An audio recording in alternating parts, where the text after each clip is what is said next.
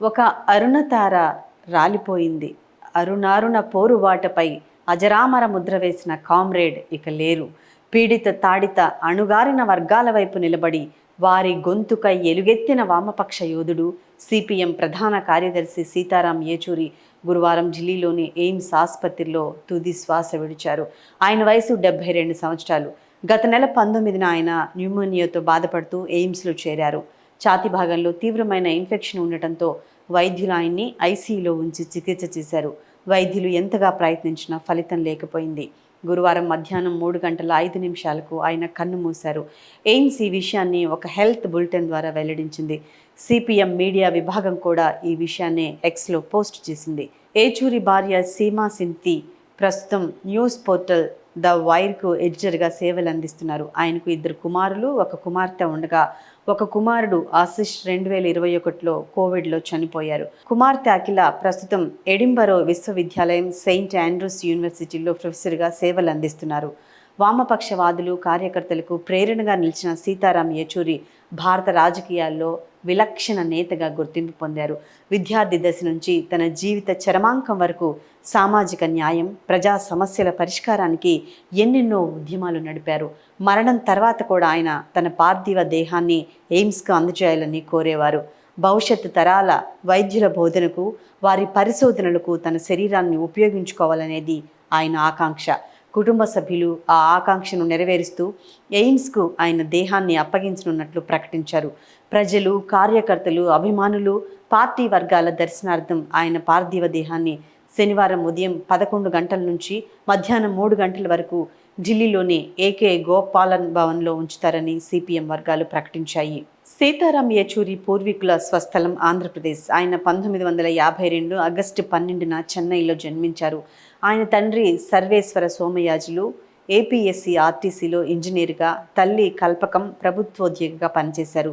ఉమ్మడి ఆంధ్రప్రదేశ్లో ప్రభుత్వ ప్రధాన కార్యదర్శిగా సేవలందించిన మోహన్ కంద సీతారాం ఏచూరికి స్వయాన మేనమామ. హైదరాబాద్లో పెరిగిన ఏచూరి చదువుల్లో మేటి. 10వ తరగతి వరకు హైదరాబాద్లోని ఆల్ సెయింట్స్ హై స్కూల్లో చదువుకున్నారు.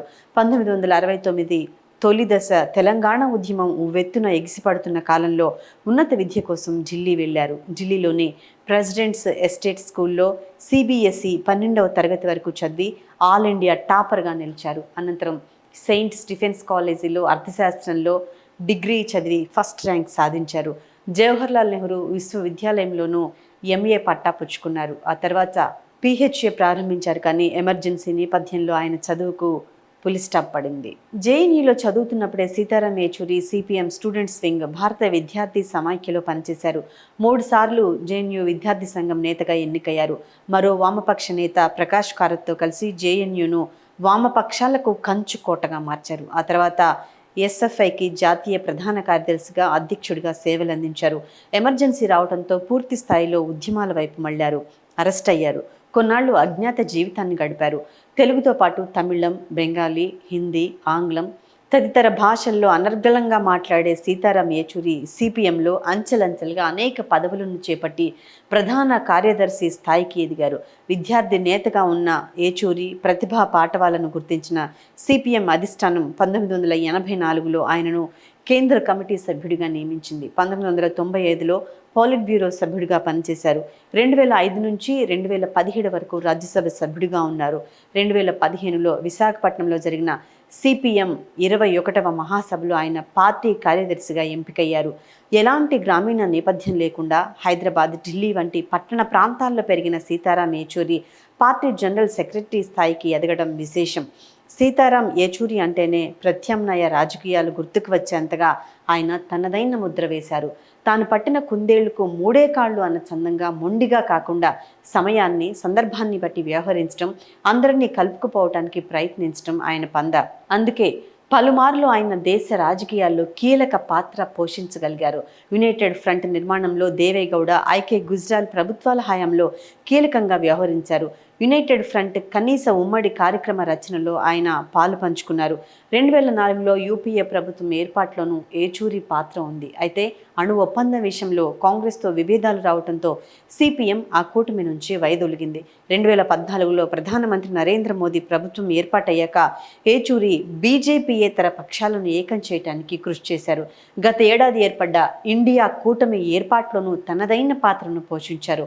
కిందటి నెల 22న ఏచూరి ఆసుపత్రి నుంచి ఓ వీడియోను కూడా విడుదల చేశారు. పశ్చిమ బెంగాల్లో వామపక్ష దిగ్గజం మాజీ సీఎం బుద్ధదేవ్ భట్టాచార్యకు ఆ వీడియోలో నివాళులర్పించారు. నేను ఆసుపత్రిలో ఉన్నందున బుద్ధదేవ సంస్మరణ సభకు హాజరు కాలేకపోతున్నానని ఆయన నివాళులర్పించడం నా బాధ్యత. బుద్ధదాకు నా లాల్ సలాం చెప్తున్నా అని ఆ వీడియోలో సీతారాం పేర్కొన్నారు. సీతారాం ఏచూరి పలు రచనలు చేశారు. Socialism in changing the world, Modi government new surge of communism, communism versus secularism, caste and class in Indian politics today తదితర పుస్తకాలు రాశారు. పీపుల్స్ డెమోక్రసీ పత్రికలో ఆయన ఎన్నో వ్యాసాలను రాశారు. ప్రభావవంతమైన స్వరం మూగబోయింది.